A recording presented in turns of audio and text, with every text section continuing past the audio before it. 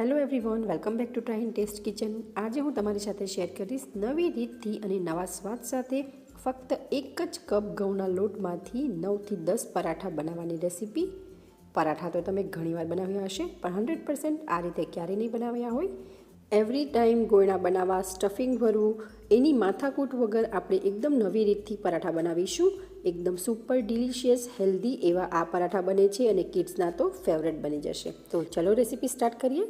જો તમને આ રેસીપી પસંદ આવે તો વિડીયોને લાઇક કરજો, શેર કરજો અને આવી નવી રેસીપી જોવા માટે મારી ચેનલ ટ્રાય એન્ડ ટેસ્ટને સબસ્ક્રાઈબ કરી બાજુમાં આપેલો બેલ આઇકન પ્રેસ કરજો અને તેમાં પણ ઓલ સિલેક્ટ કરજો, જેથી તમને મારા આવા જ બધા નવા વિડીયોની નોટિફિકેશન મળતી રહે.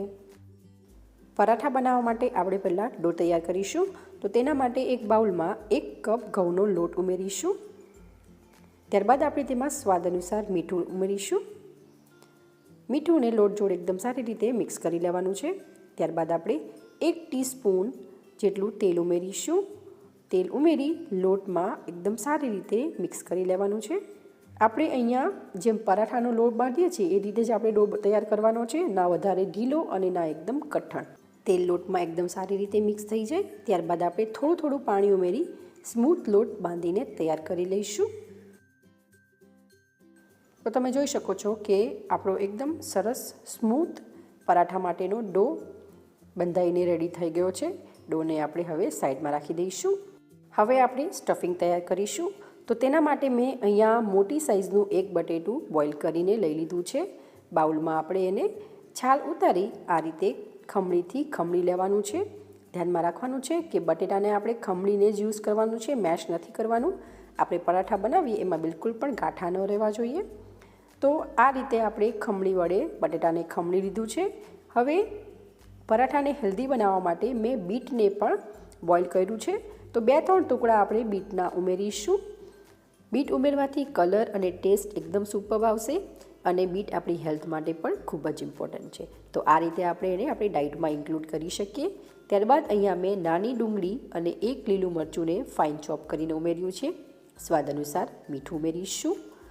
હવે આપણે પરાઠાને ચટપટું બનાવવા માટે 1/2 ટીસ્પૂન ચાટ મસાલો ઉમેરીશું અને 1/4 ટીસ્પૂન જેટલી કસૂરી મેથીને હાથ વડે આ રીતે ક્રશ કરીને ઉમેરીશું. કસૂરી મેથીનો ટેસ્ટ પરાઠામાં ખૂબ જ સરસ આવે છે, તો તમે પણ જરૂરથી ઉમેરજો. હવે આપણે સ્પૂન વડે બધું જ એકદમ સારી રીતે મિક્સ કરી લેવાનું છે. અહીંયા આપણે બટેટું ઉમેર્યું છે, બીટ ઉમેર્યું છે અને ડુંગળી ઉમેરી છે. મીઠું એડ કરવાથી એનું પાણી છૂટશે. તો સ્ટફિંગને એકદમ સરસ ટાઈટ બનાવવા માટે મેં 3થી 4 ચમચી પૌવાને આ રીતે ગ્રાઇન્ડ કરી પાવડર બનાવી લીધો છે. એ આપણે ઉમેરીશું. 1 ટેબલ સ્પૂન જેટલો બાકી રાખ્યો છે, જરૂર પડે તો આગળ ઉમેરીશું. હવે આપણે પૌવાના પાવડરને સ્ટફિંગમાં એકદમ સારી રીતે મિક્સ કરી લેવાનું છે. મને બીટ થોડું ઓછું લાગે છે તો હું વધુ અડધો ટુકડા જેટલું ખમણીને ઉમેરું છું. અને બીટ ઉમેર્યું છે એટલે ફરીથી જે આપણે 1 ટેબલ સ્પૂન જેટલો પાવડર બચાવીને રાખ્યો છે પૌવાનો, એને પણ આપણે ઉમેરી અને બરાબર મિક્સ કરી લઈશું. તો પૌવાનો પાવડર ઉમેરવાથી જે મોઇશ્ચરનો ભાગ છે એ બધો લોક થઈ જશે અને સ્ટફિંગ સરસ ડ્રાય બનીને તૈયાર થશે. એકદમ હેલ્ધી, ડિલિશિયસ, ટેસ્ટી, ચટપટું સ્ટફિંગ બનીને તૈયાર છે. સાઈડમાં રાખીશું. હવે આપણે જે ડો તૈયાર કર્યો હતો એને હાથ વડે આ રીતે મસળી લેવાનો છે એકવાર અને એકદમ સરસ સ્મૂથ બનાવી લઈશું. હવે આપણે 1 કપ લોટમાંથી બાંધેલા ડોનું એક સરસ મોટું ગોળનું બનાવીને તૈયાર કરી લઈશું અને મીડિયમ થિકનેસવાળી રોટલી બનાવીને તૈયાર કરી દઈશું. તમે જોઈ શકો છો કે રોટલી વણતી વખતે મારે બિલકુલ પણ એક્સ્ટ્રા લોટનો યુઝ નથી કરવો પડતો. તો આ રીતેનો આપણે ડો બનાવીને તૈયાર કરવાનો છે. તો અહીંયા મેં મોટી સરસ રોટલી બનાવીને તૈયાર કરી લીધી છે. તમે થિકનેસ જોઈ શકો છો. થોડી આપણે પરાઠા જેવી જાડી રાખવાની છે. ત્યારબાદ આપણે તૈયાર કરેલું સ્ટફિંગને ચમચી વડે લઈ આ રીતે સ્પ્રેડ કરવાનું છે અને મીડિયમ થિકનેસની એક લેયર આપણે બનાવીશું. તો આપણે બધું સ્ટફિંગ રોટલી ઉપર આ રીતે લગાવી દીધું છે અને તમે થિકનેસ જોઈ શકો છો રોટલી અને સ્ટફિંગની. બહુ વધારે પડતું સ્ટફિંગને જાડું નથી પાથરવાનું. ત્યારબાદ આપણે એક સાઈડથી આ રીતે દબાવી અને રોલ વાળતા જઈશું. ધ્યાનમાં રાખવાનું કે પ્રેસ કરતા જશું જેથી આપણો રોલ એકદમ સરસ ટાઈટ બનીને તૈયાર થશે. તો હવે આપણે રોલ અહીંયા વાળી દીધો છે.